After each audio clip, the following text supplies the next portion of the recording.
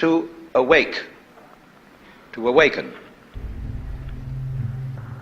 To awaken from the illusion is then to undergo a radical change of consciousness with regard to one's own existence. It is to cease being under the impression that you are just poor little me. To find out who you really are, or what you really are, behind the mask. When I was a small boy, I used to haunt that section of London around the British Museum. And one day I came across a shop which had a notice over the window which said philosophical instruments. Even as a boy I knew something about philosophy, but I couldn't imagine what philosophical instruments could be. So I went up to the window, and there displayed were chronometers, slide rules, scales, and all kinds of what we would now call scientific instruments, because science used to be called natural philosophy. Because, as Aristotle says, the beginning of philosophy is wonder. Philosophy is man's expression of curiosity about everything, his attempt to make sense of the world primarily through his intellect. Now, I'm particularly interested in the attitude of the family to children, because we have an absolutely extraordinary attitude in our culture and in various other cultures, high civilizations, to the new member of human society. Instead of saying frankly to children, "How do you do? Welcome to the human race," we are playing a game, and we are playing by the following rules. We want to tell you what the rules are so that you'll know your way around, and when you've understood what rules we're playing by, when you get older you may be able to invent better ones. But instead of that, we still retain an attitude to the child that he is on probation. He's not really a human being. He's a candidate for humanity. And in just this way, we have a whole system of preparation of the child for life, which always is preparation and never actually gets there. In other words, we have a system of schooling which starts with grades. And we get this little creature into the thing with a kind of, "Come on, kitty, kitty, kitty," and we get it always preparing for something that's going to happen. So you go into nursery school as preparation for kindergarten. You go into kindergarten as preparation for first grade. And then you go up the grades till you get to high school. And then comes a time when maybe if we can get you fascinated enough with the system, you go to college. And then when you go to college, if you're smart, you get into graduate school and stay a perpetual student. And go back to be a professor and just go round and round in the system. But in the ordinary way, they don't encourage quite that. They want you after graduate school, or after graduation, commencement as it's called, beginning, to get out into the world with a capital W. And so you know, you've been trained for this and now you've arrived. But when you get out into the world at your first sales meeting, they've got the same thing going again, because they want you to make that quota. And if you do make it, they give you a higher quota. And come along about 45 years of age, maybe you're vice president. And suddenly it dawns on you that you've arrived. With a certain sense of having been cheated, because it is just the same as life feels the same as it always felt. And you are conditioned to be in desperate need of a future.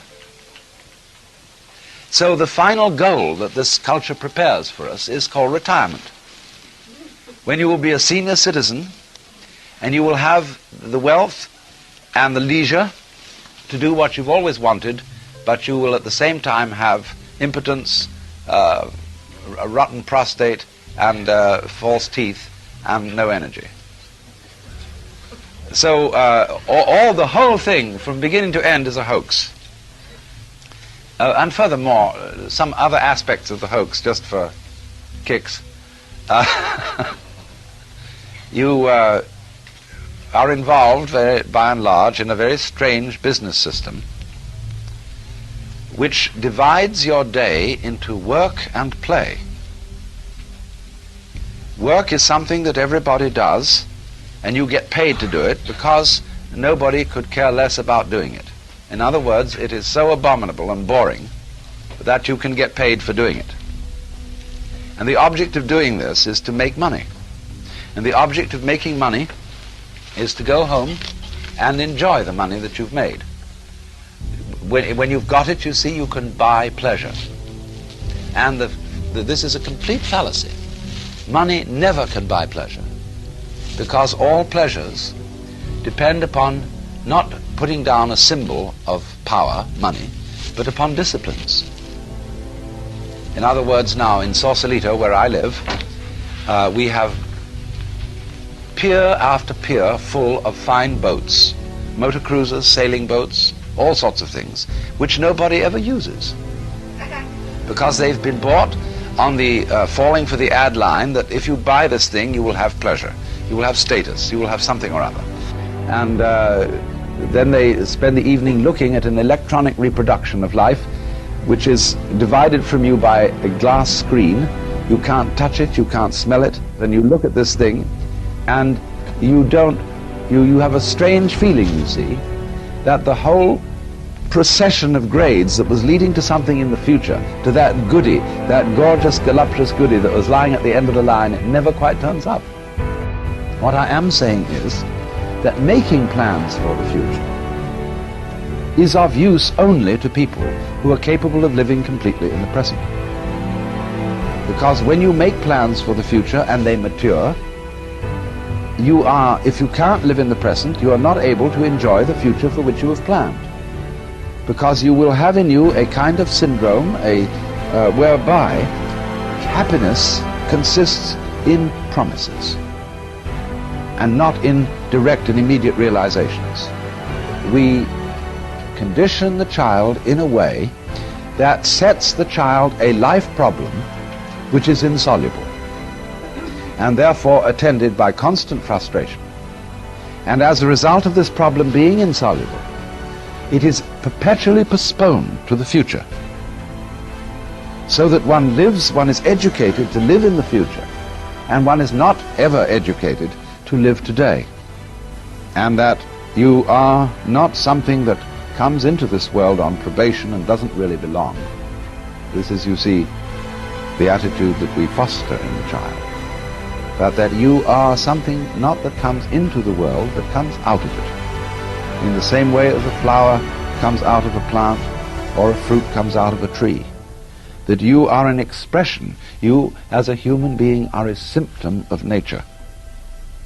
And that you really belong there, and that furthermore, your actual self, what is finally and fundamentally you, is not a separate and lonely part of the world, but the real you is the world itself, everything that there is, expressing itself as this particular organism here and now, and of course as you look across the room, as all these other organisms in their here and now. We are all rays from the same sun.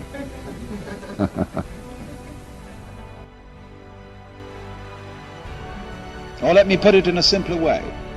Supposing that every night you could dream any dream you wanted to dream, what would you do? Well, first of all, I'm quite sure that most of us would dream all the marvelous things we wanted to happen. We would fulfill all our wishes. And we might go on that way for months. Besides, you could make it extraordinarily rich by wishing to dream 75 years in one night, full of glorious happenings. But after you've done that for a few months, you might begin to get a little tired of it. And you would say, what about an adventure tonight, in which something terribly exciting and rather dangerous is going to happen, but I'll know I'm dreaming, so it won't be too bad. And I'll wake up if it gets too serious. So you do that for a while. You rescue princesses in distress from dragons and all sorts of things. And then when you've done that for some time, you say, now let's go out a bit further. Let's forget it's a dream and have a real thrill. Ooh. But you know you'll wake up. And then you get after you've done that for a while, you get more and more nerve until you sort of dare yourself as to how far out you can get. And you end up dreaming the sort of life you're living now.